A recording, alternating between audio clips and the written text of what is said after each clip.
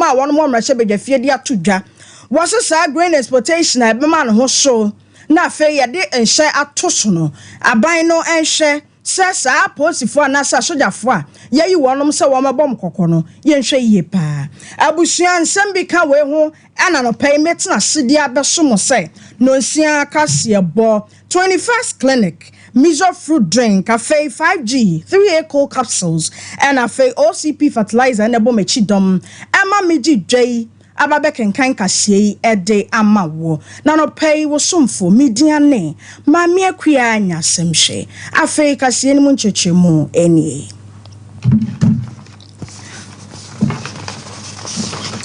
Metro Cassiano Swa, Name de Wo Kwa NDC.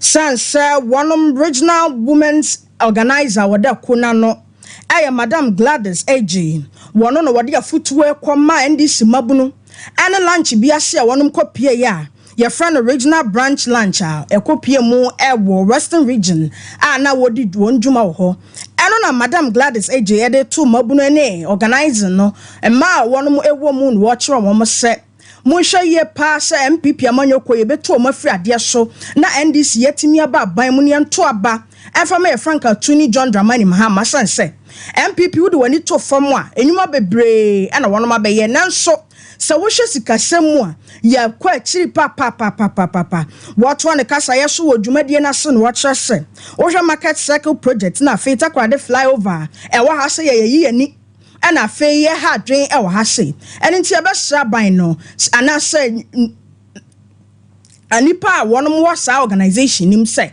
won to ba emfama NDC ensem bi se ye na odi tudwa o dem besafo yehu adukumponta ye branch man organizers na asuzo oda ye do because sisi agana ma waye no mbesafo ye na yelu yelu pa was Ghana asanachi inti no dem mesafo ye soro waka na ye edwumanti no onam doma ende ma baka me constituency woman organizer ma ya fra ye branches do de ye edwumaden ye hweta second takwade ma waye watete wa pansam sino hydro project pa was one wo ma hwa market circle ma waye Chede igwompa ya basa ahuchir fita na wa be second takwade oya mentiase MPP for won bu second takwade because wo kase bi oya wo kan anya daw there so what aponchimpo na what the kalagunu a wodi gunu da wo boto aba man oya second takwade ye fault but since I adun hu there da me ensam hu no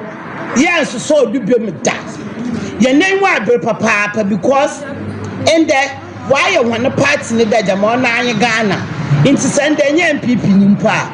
What banana service to pay a problem? Who can you a problem? Tell what per discrimination? Few people now enjoy Ghana. Why don't come on Ghana not found the man? What said Ghana BBI in the year? You are papa there. The Ajanko John Dramani Mahama was Sabano. Yeli Juma, yan that 99 days ya waki, or any Hebrew da waka pa. Ye Jumadan, na ya dear Papa John Dramani Mahama, but I bida. Or can ye? On young Kofa was one village, one dam.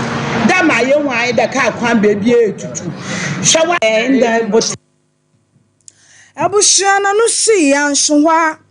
Anna Hajara Isa wono nso ye takwade constituency women's organizer edema adisha wono ho ena ono so de kakra ebeka ho na o kyerese ema ye wokuo imu ye nhwe ye pa se ya ye suban a ye de wo ha na ye besa no na yetimi ato aba ma NDC ya ba ban mo ono so kasase branches no ye NDC foundation my party even this excellency John Dramani Mahama osi obiala nko branch no nkonka yituma nti amodin biala yewo no e wode ye repa yam branches ni yetumi ni yam branches operation win your branch na asene there ye pede ye yedwumazan na afi yetumi ye gi city ni free ona boko bi ochedako ni sim nti na made operation win your branch meda aboba adeno ye asehya na proya MPP wada abo piti emani ma ye abatan ye kwanda yendan ni na excellency John Dramani Mahama odi demo 24-hour economy no but baba be clear BBL because I say we be school we university not now no nye adwuma na otsena ho a oye burden ma our parents no ontina don man what this 24-hour economy or the abobadi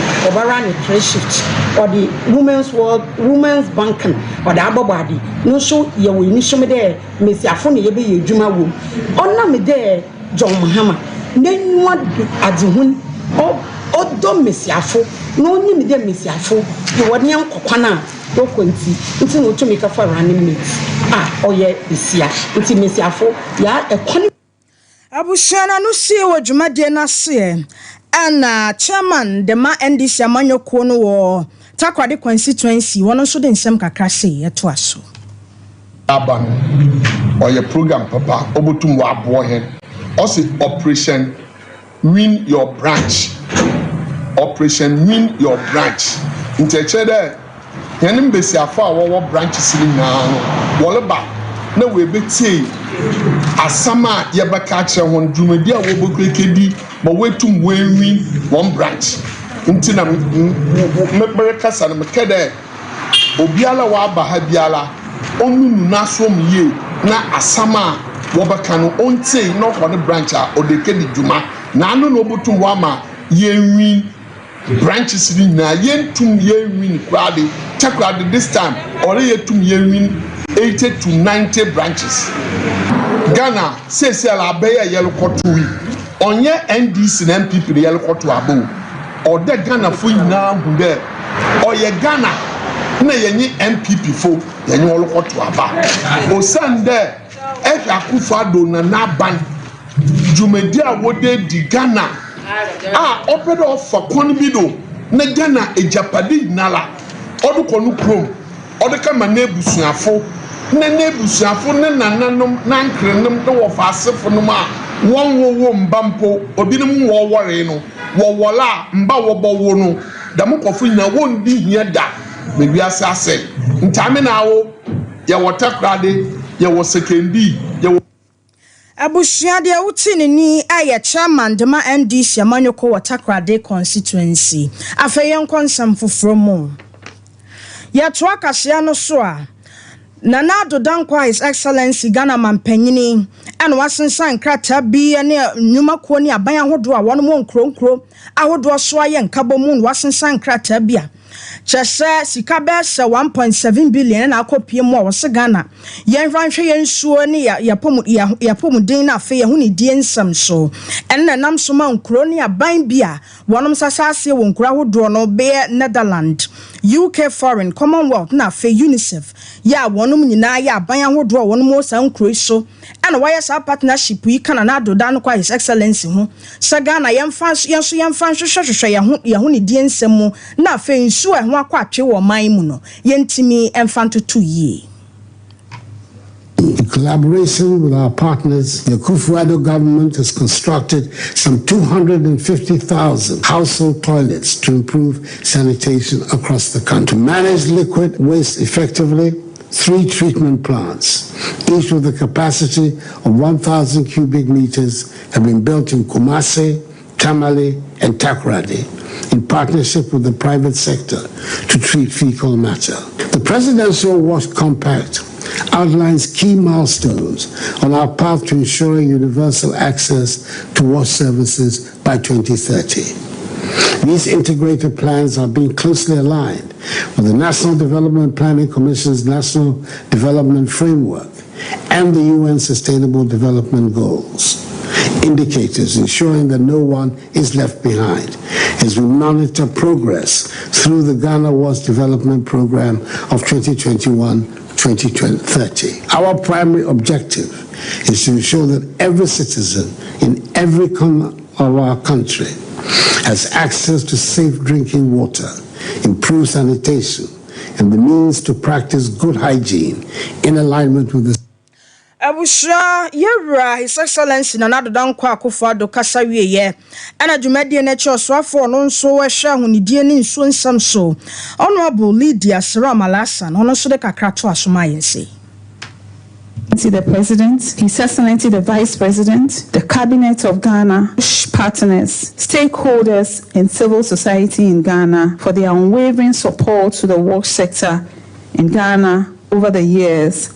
And we need to continue to work together to ensure all our national and international targets on WASH are achieved for the benefits of the good people of our dear country, Ghana. Grateful to His Excellency the President, His Excellency the Vice President, the Cabinet of Ghana, partners. Wey aye oswafo a wahwa honidie ne nsonsam so Mad Honorable Lydia Sarah Malasan ne kasai abusuan yen konsam fufuro mu emfa emawo ye konsam fufuro mu a NCD aye yare na ne din nyina yitwa ne tia fra na NCD ne ye non-communicable diseases na panyin kwantrafo a wono da Ghana Health Service ano Dr. Franklin Asiedu Bekoy and wode to Ghana for any musare sa communicable diseases ye ha dwen ye pa wo ba o man Ghana mu afi mu nko na kunipa best 17 million and wa ha say ya ansa na nipa ne benya mfie ne best 70 no na de say ya wie ye kuku nkrofo bebre pa ha dwen ye eno no woto ne kasa so wo lunch bi ase a eno kɔ so e wo Ghana mantam ase no wode to Ghana for any mu se ye hwepa se enipa sa yade ye kunkum no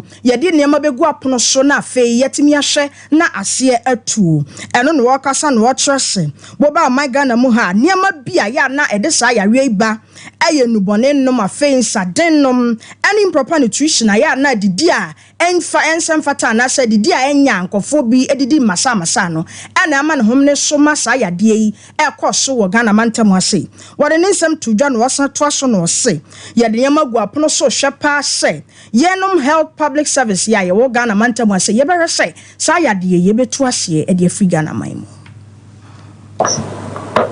So if you are nothing has changed in your lifestyle, you are not taking any medicines, then how come you can say that your blood pressure has gone? I think those are misconceptions that we have as a country Ghana. Because malaria is common. You take medicines and after 3 or 4 days you are fine. You have that same conception that if you have hypertension, after your first 1 month, your BP must be normal. So you don't need any medication. And that's one reason why we have a lot of strokes in the country. So I think that as a country, we need to appreciate that NCDs are chronic in nature. And to be able to address it, we need to join forces together. I have another competing program, but I told my boss that I have to come. Fighting NCDs is not just government. It's about all players. It's about all society approach. It's about the media. It's about the CSOs. It's about NGOs. It's about the community. It's about the person. So we all need to address it together. And then we need to mobilize resources together. So it's about making sure that we also adopt the best practices. The government can do its part, but you as an individual, what are you doing to modify your lifestyle? So to address the burden is collective in nature. And then we also need to make sure that we have the right kind of logistics and then legislation to support and also enforce the regulations that we need. At the service point, health workers need to emphasize on NCD prevention. And let me say that it's not only health workers. And I want to appreciate NCD Alliance for the good job we did in the introduction of the sin tax. I think that your pressure you mounted was a critical factor that allowed us to achieve that similar feat. So let's start ourselves. So I think what is left now is how do you make use of the available funding to achieve. Abusia Wey, Director of Public Health Relations, Metra Penny Quantrafo at the Ghana Health Service, and Yekutini. Yantuaka Siano so. Yatuaka Siano so, and I'm the Wu Ramanyo Semu, na Franca Tunia Bedia Tre. Adema MPP Amanyo Ko, ya Dr. Matthew Poku Prempe, and Wakasano de to Ghana for any Musauba Ghana Hasaya MPP Aba by Moon, a Juma Pa Yababa Dianyasam Ketua.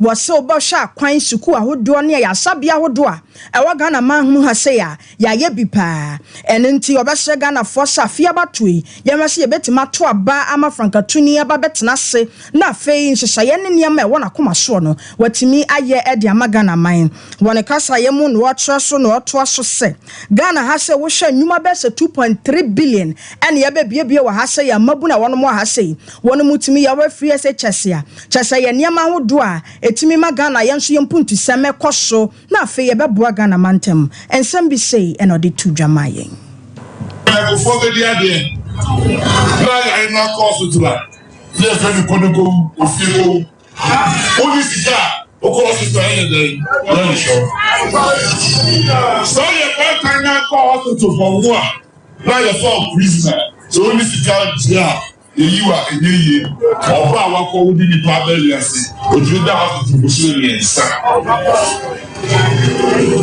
ya ni ma wo office say bi ama and I president before by and of the example and that's what be here it was starting national health insurance and I said Ghana a man that you should grow a man that did the proper lesson and the man in random causes like free and a Ghana member to see Ghana mouse and free. Because I could follow the line. Obama for one for the bar. And can you see the airport? And can you for the car? And so outside the before Obama for one for the bar. No only car. But that was the thing. And I know only a lesson is that Sompa now. Oba ya no do national health insurance in Kenya. Na say you go to aba. Sompa before the WhatsApp party. I just say every Ghana has said. Nanu si ya pe wo dwumadie na se e na mrehwebedwane de ma e wo mrehwebedwa fie de ma amanfa won mo Wenchi. Owura Kojo Frimpon enso de nsem kakra sei etwa ato ma nsem twefo. Matthew,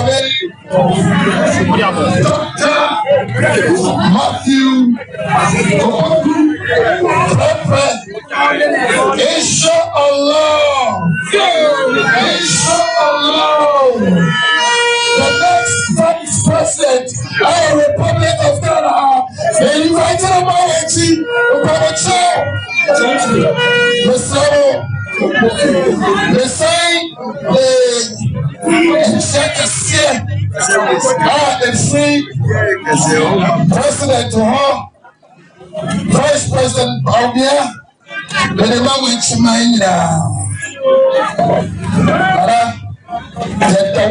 that was it. So I felt so. Yeah, we must have a capture Wenchi and then say, Cray. A Crocasia Palma MPP now what Ghana no. The Fuma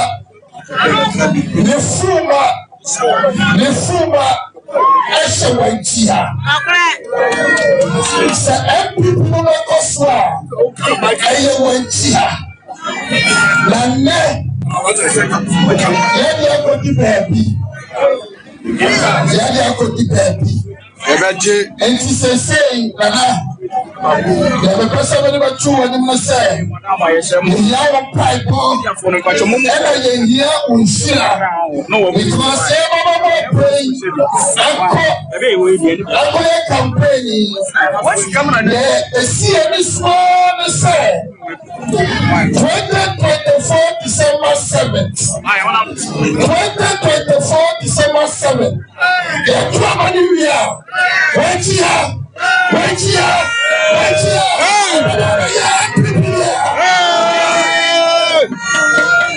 It is possible. Any Cassia or no, Abusua de ekotie ni amrashebedwani wo amrashebedwafie de ma amanfo a wonom ewo Wenchi constituency. Afe yento akase no so emfa mawo. Ne mom kaisa 21st clinic eya osiatica expert. Onipa ntini bi wo to asesa asabi. Efa nan kokom sa de ba bepie o na ase.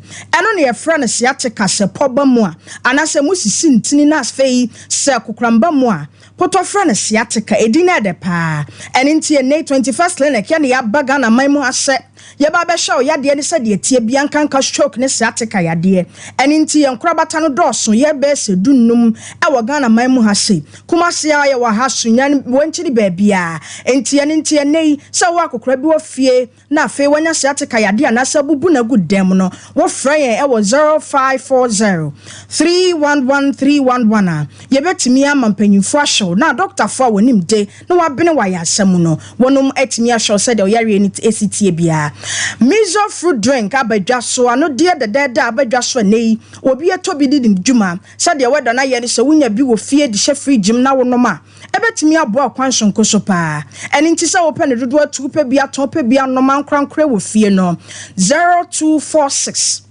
270 221 0246 270 221 na fei ma won sanka miso fruit drink ni bi enum 5G enso tayeche eya hoden ena emma ya no de no so bedwa so a wonum bia yetimi aboa wa ma wo gina na so pa wa bra wa ye mre ene 5G guarana wom grapes fruits ginseng kakra ka ho na fe green tea eni nti so onya bigu mu na sena wo ba eboa kama pa emma wo be frɛ no 0246 270 221 024 6270 221 na fe wonso etimi ma wonsa enka bi OCP fertilizer abane ediama wose eboa kuafo mo akate asimu no bae so na muntimi ntwa madwa so ma meton no ene OCP Ghana Limited o mo na di OCP fertilizers abade ma kuafo a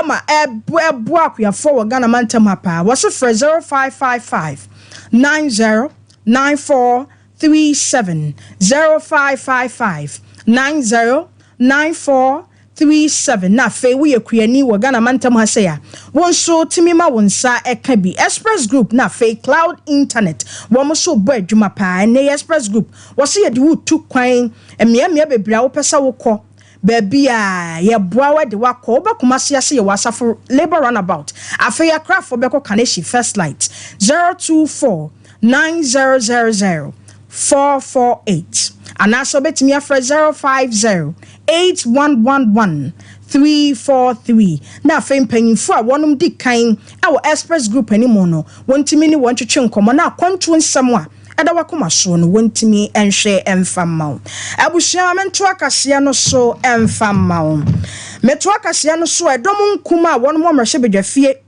an wode abeto dwase aban na nkasa tedwa so no wo ana fe asojafo wonum Ghana mantem ase wonum ayi wonum asi wose wometete nkofo na fe womerese enche bia se nnuane a aban hye mrato so se obi biara woni ma odem nnuane be ti se emo atoko ne afe adua ebe Ghana mantem ase na so de bi kura be free amekere importers and exporters sane etie no yade mrato so no eno no wonum kire se aban na nkasa na yi sa asojafo yi esi nkofo kwan hye sa nnuane ya yede ba oman mu de bi su free hakono wonsia no kwan eno no wakasa na ranking member of Defense and Interior Committee ono so ye James Agagla eno wakasa wa press conference bi e course wan kran pumpuni mantem no ono so kyese sesi ankasa de ye motivate ye ni so ankasa ne se ye betimi ahwe na sansem ya ekoso e wo nnuane nsem mu ne samra ya shato nnuane ya ye import ne export wo man mu no ye betimi ahwe eno no wakasa no de nsem sei atudwa edemaye led government to deploy the military to border towns across the country to supposedly enforce the government's ban on the exportation of grain from the country in the wake of the reported drought-induced crop failures in the northern part of the country. Minority takes note of the rollout of measures by the government to address the potentially devastating impact of the dry spell on food security in our country the deployment of the military to our borders to ostensibly perform the task of the enforcement of a ban on the exportation of grain raises several questions and suspicions. First, neither the Minister for Food and Agriculture nor the Minister for Defense, who announced the ban and deployment of the military, adduced any evidence to establish the inability of our immigration and customs services to enforce the prohibition in question to warrant the military's involvement. The Immigration Service is statutorily empowered to manage and patrol the country's borders as a first line of defense.